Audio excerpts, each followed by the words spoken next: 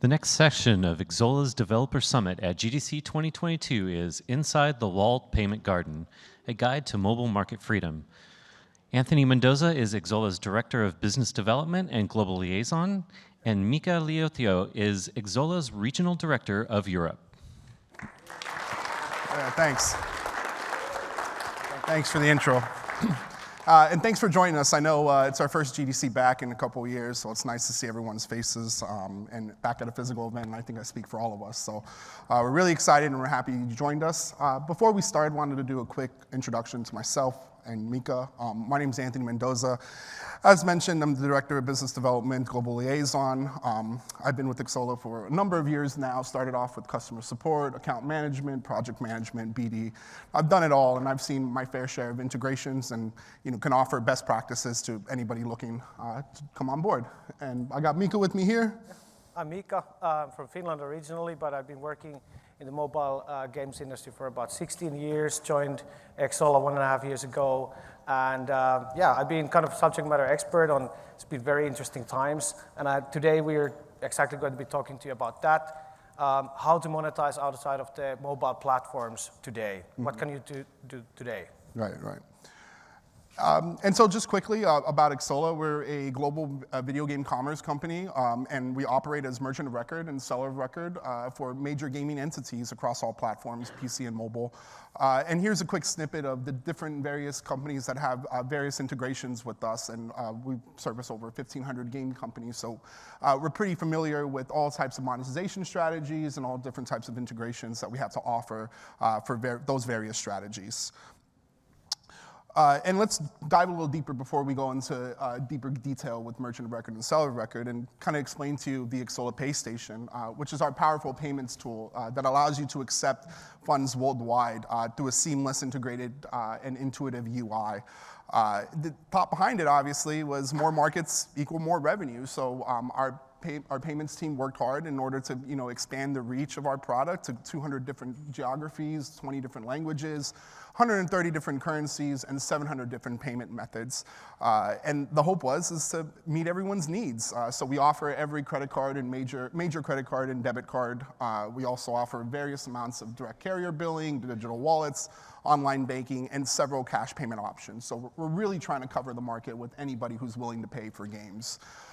And so, like mentioned, merchant of record and the benefits. So Xola operates as merchant of record and seller of record, and what that means is, we fully fulfill the 100% PCI and DSS compliance with every transaction.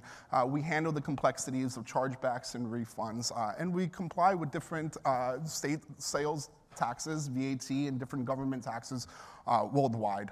And so, that's the biggest draw with Xola, as you know, Mika, and it's certainly something that's enticing to people. This comes into question a lot of times talking to mobile publishers, especially.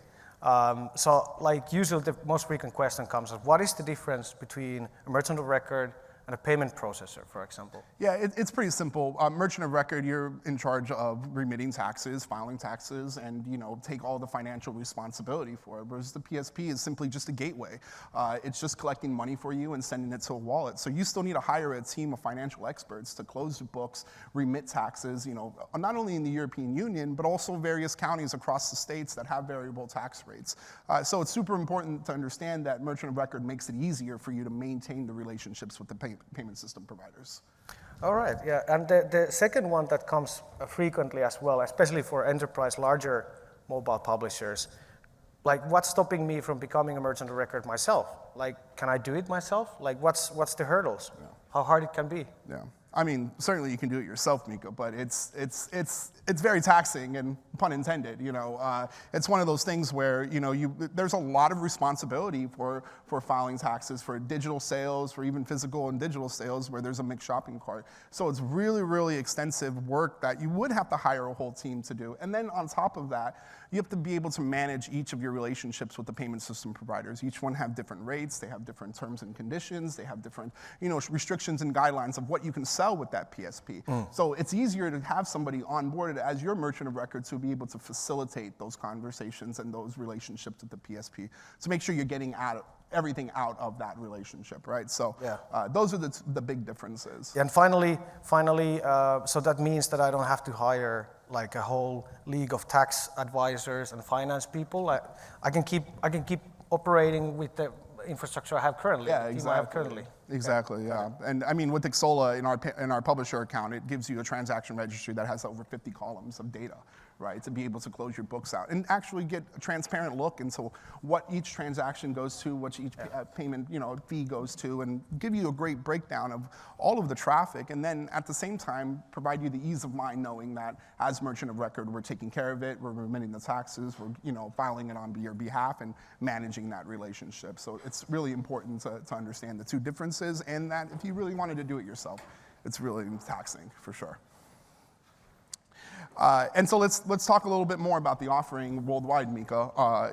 And so look, when we think about obviously our pay station that allows 700 different payment methods, and then we talk about the mobile market and the payment methods that are readily available now. I've only used, when I use Apple and Google, I've only used major credit cards or maybe even PayPal. So what am I missing with payment methods if I don't do that? Yeah, I think the interesting question is 1.5 years ago I joined Xola. The first question is coming from the mobile industry for 16 years, taking for granted that whatever the platforms are giving me, that's the final end game in terms of global reach, especially for people being able to pay through to my mobile games. And the first thing I was kind of asking the team and trying to understand, what is the delta between the mobile platforms and what you can achieve. So obviously we're looking at Xola, the actual numbers, like we're looking at 60% improved coverage, and that means reaching over 260 million new customers. And that's exciting, I think. Yeah, no, I agree. And, certainly let's expand on that a little bit more, because obviously with each territory there comes a new monetization strategy, right, a new market that you're trying to expose, and of course trying to kind of facilitate payment options for these, these countries that have, lesser known payment methods, right? So, I mean, could you kind of walk us through the coverages? I think some of the really interesting markets, if I go straight to the heart of the discussion that I've had with a lot of different mobile publishers really lately, they've all asking about Latin America, especially Brazil seems to be a very interesting question. What is the reach that you can achieve there? So in Latin America, we're looking at 40% reach, and Brazil itself is a huge market with over 70 million players there that are basically not able to pay through international payment methods or international credit cards and etc. So what we've done, our team has done to work there with the local payment methods very closely to kind of expand and open that market. And that's something that the LTV is usually artificially low for a lot of mobile games, simply because people do not have access to the payment methods that the mobile platforms are providing them. So that's kind of a bottlenecking issue there that we're opening up. And also the second interesting market, I think Turkey, and this comes up quite often in conversations with global mobile publishers, is Turkey itself is a huge mobile game market and 7% annual growth in terms of for mobile games specifically. So that's an interesting area, and the reach there, if you're looking at 25% improved coverage, again, Turkey, the payment trends there are very much into the local payment methods and less on the international side. So that's kind of an area that you can unlock too, which is very interesting. Yeah. I got you. And now let's take that, right, Xola's offering and what we can do, and then let's pair it with obviously the ongoing lawsuit between Epic and Apple, right, and kind of understand exactly what opportunities this brings, right? So what is the latest in terms of the whole third-party payments and mobile platforms as it relates to the Apple and Epic lawsuit? Yeah, I think it's if you're following the news, the states backing up the whole thing, so everything's coming back on the table now, but it seems that it's definitely, going to take some time for that to kind of resolve. But meanwhile, we're seeing countries outside of the United States take matters into their own hands, such as essentially asking the question on their commerce entities that should we force Apple to, for example, open itself for third-party payments, and this is happening in Netherlands, Korea, and some other EU countries, while EU in general is looking to kind of come up with their own policies regarding specifically this matter.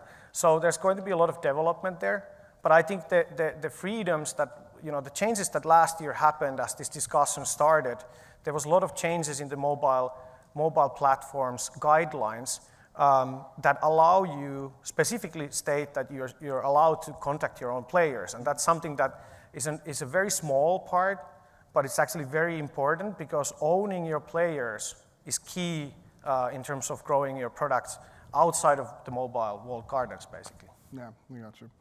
And so let's obviously take that information, right? And then let's pair it with what we have in our publisher account, right? What can we actually do? If I sign up for a publisher account in Xola and I start integrating, and I have the idea of creating, a web shop or mobile offering, right? Let's pair what we've learned about the Apple and Epic lawsuit, right? And put it together, So let's expand a little bit more on what's the gray area, right? Yeah. I think what can you do today? I think that's the burning question here. So you're looking at kind of two big angles right now. What's possible today? So number one is obviously scaling the audience, and this is meaning that you as a mobile-first publisher, you actually go cross-platform. And we're seeing many mobile publisher partners that we work with go the route basically, especially porting their mobile game to PC or web, such as Tilting Point that was in the news with their launcher. They're using our launcher. So that's an interesting angle because you're basically expanding and opening the game to new audiences, which is great, and that's going to grow your products. And the other thing that I think what we're seeing the most in terms of demand from our publisher partner side is definitely what we call a web shop. So essentially it's a marketplace that exists outside of your mobile game that is selling you special offers that have added value to the players. Mm-hmm. So it's especially interesting for like high LTV cohorts when you have games that most of the revenue is coming from so-called whales, right? These high LTV cohorts. Being able to capture them and giving them more value that they would otherwise not be able to access through the mobile, I think is an interesting way to increase your monetization and go beyond in terms of like year-on-year growth, what you could do on mobile platforms alone. And I want to actually expand a little bit on the special offers part of the web shop, right? I mean, because a lot of our products is about, being able to expand your reach and getting people in front of your game a little bit more. Just quickly, what's the thought on special offers as regards to, what you can offer on Apple versus what you can offer on your own web shop, right? And what's that kind of line that you straddle before, really getting into some hot water? Yeah, I think like one of the key things is like, you need to think of it like, what is the value add to your players? If you're introducing web shops, so most of our publisher partners, what we're seeing them doing is they're actually going beyond the normal price point, for example, what the platforms could support, which is Apple supports $100 USD, but you can go beyond that. So if you think about it as a kind of a VIP concierge service, so you can offer your whales basically purchase options that wouldn't be technically impossible on mobile platforms. You're going beyond, you're giving value to them. Also, bundling up, creating these special offer bundles, I think is key. Instead of focusing on trying to discount items that are on mobile, which is clearly something that the platforms don't want you to do. So you have to think of it in a way as from a publisher perspective, developer perspective, how can I offer my whales or high LTV cohorts more value? How can I get to that? And that's, I think, the relevant question you need to be asking when you're designing your special offers for your web shop, for example. And I can tell you that a lot of the mobile companies we work with that have a little lower LTV and a little lower revenue, I also think the same way, right? Offering a web shop like this is that concierge, just an alternative place for them to go and buy digital items or digital assets, right? And be able to kind of access them directly through there. So, I think there's a lot of potential with our product and what we can do with web shop. And I think that as the Apple and Epic kind of play out, we're going to continue to curate and make sure that we're covering the whole industry and the whole market accordingly. So let's take a deeper dive into what the flow actually looks like, right? And so if I'm a player going into a mobile game, what's my UI look like? Like how does it actually work? And especially understanding it from the developer's perspective. So starting from the kind of very entry point of the whole funnel, so the main question that I keep getting from a lot of the publishers that are interested in building a web shop, I go back and look at our partners and what they're doing. Some of the things that we're kind of seeing as best practices, many of them are using interstitials or ways to communicate directly in the game, and that's their choice. Retargeting, I think, also is something that we're seeing more and more, and I think that is an interesting approach. Essentially, for those who don't understand what retargeting is in this room, in a nutshell, it's basically user acquisition, but instead of acquiring new users, you're targeting these LTV, high LTV cohorts, you're targeting the whales, but you're targeting them outside of your own game. So you're targeting them in other publishers' games, in other apps, and while they're browsing the web. So essentially, you can find your whales wherever they are much more efficiently and give them information about, for example, a new holiday special offer bundle that they might be interested based on their purchase behavior, right? And I think that's like you're going very surgical there. So if those people have a high LTV, the returns will always be there for retargeting. So that's, I think, very effective way to do it. Also, email campaigns, you're looking at forums, and I think ultimately what happens is if you're looking at it more like a burst campaign that's periodical, almost like every 2 months or quarterly, once you do the initial burst, the community has a snowball effect that what we've seen from our partners is that once you have reach a saturation point that enough players, especially these value-sensitive players, that when they see like 200% value offer, they will actually go tell all of the other high LTV whales and VIPs, like, guys, you need to check it out. There's some really cool offers here, and the way better value than you would get on the mobile platforms as a get-go. So this kind of snowballs in, and you will actually be able to transition your most important, your most highest monetizing audience into a more profitable platform. Yeah. And it's a perfect fusion with what we have in our publisher account with regards to statistics and analytics, right? I mean, a lot of the stuff that, all the payments go through Xola, right? We understand the payment trends, we understand the users that are purchasing it, and we basically would combine the analytics and reporting to help be able to curate these email campaigns or these outreach offers to be able to the effective audience, right? And so it's critically important to kind of make that marriage perfect between the two.